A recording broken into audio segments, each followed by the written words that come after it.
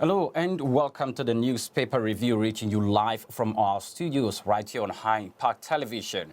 I am Oyin Priye Krumaya. Stories that have been making the rounds. The Revenue Mobilization, Allocation and Fiscal Commission have put forth a proposal visiting the 6 geopolitical zones of the Federal Republic of Nigeria, considering reviewing the revenue allocations to different states where the federal government till now, at the moment currently, is still taking home 52%. The state is living with 20%, while 26% rather, while the state's government or the local government of the 774 local government in the Federal Republic of Nigeria have been going home with 20.06% of federal allocations in the country. The new revenue allocation and mobilization formula will be out in December. Mr. President will be required to either endorse it or decline on it, as political stakeholders and indeed Nigerians await the outcome of that.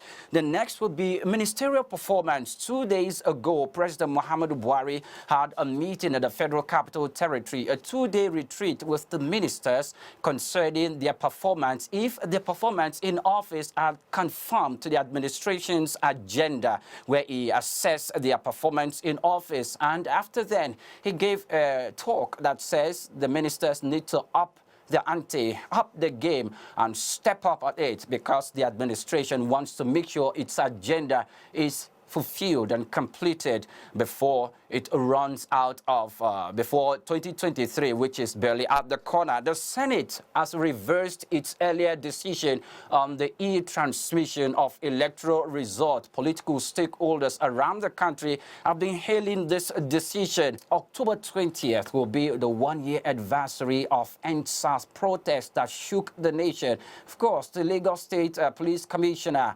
Mr. Akeem Odimusu, and his Osun State and Ogun State counterpart have given out warnings that they will not accept violence or the breakdown of law and order in the country, because they do not want it to pan out the way it came forth the last time, where the nation suffered some devastating some consequence by virtue of the protest. And I have in the studio with me Dr. Dayo. Kayode is a political technocrat. You're welcome to the newspaper review.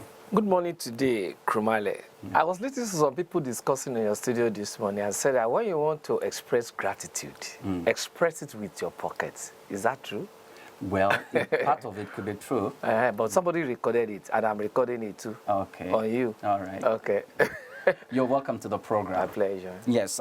Lately, most especially 2 days ago, President Muhammadu Buhari had a meeting with his ministers where they were in a retreat, on a meeting, ministerial retreat meeting, and some of the ministers were given, not some, all ministers were given a performance assessment of their various ministries. And after then, the president said they need to up the game, to up the ante. They need to step up the game, because it wants to complete most of the critical project that his administration is chasing in the second term. Given the assessment, he mentioned some of the projects as well that they have completed or that they are looking forward to complete in this second term. What's your take on it? Yeah, you see, two sides to this question. It's not today that the president has been telling his ministers to up their game.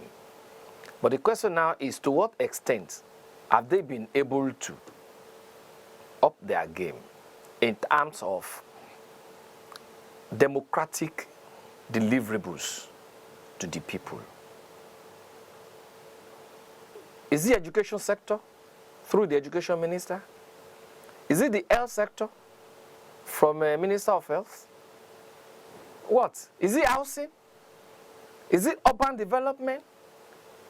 So, it's not today I've been asking them to up their game. He himself, to what extent has he been improving on his democratic deliverables to the people? Talking about projects, he's saying that he wants to finish up.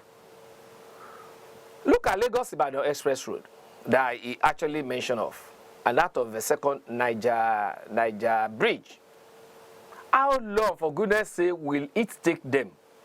I remember Let me interrupt you briefly. Do remember that the second Niger Bridge and the Lagos-Ibadan Expressway, previous government, even before this administration, have been putting that as one of their critical projects to fulfill.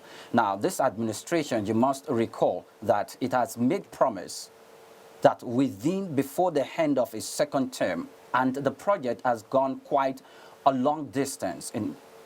So within the end of the second term, he said he's going to finish it. Won't you want to give him some benefit of doubt and hold him to his word before the end or at the end of his administration? Sir, let us take a cost-tree analysis of especially Lagos-Ibadan Expressway.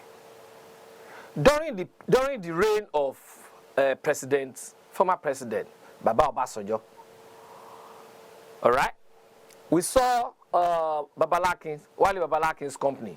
What's the name of that company again? You don't have to. Coming up to take over that particular road. What did they do? He borrowed a lot of money. He brought in some consortium of banks. What happened? But towards the tail end of Goodluck Ebele Jonathan, he came to that place to flag it off, and we knew the level of percentage that road got to before it was voted out of power within a short period. Okay?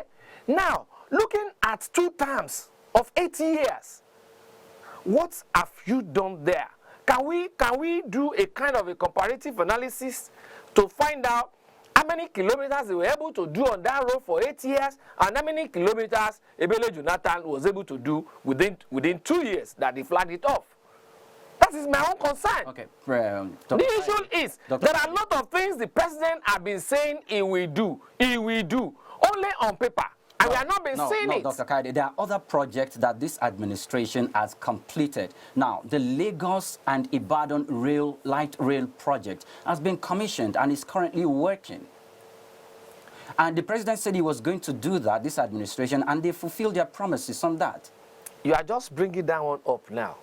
Who started all those projects? Just the way this Lagos... Who started all those projects? Just a moment, please. Just the way this particular Lagos-Ibadan Expressway project was not started by this current administration. I mean, if it was started by previous administrations before him, they didn't complete the work.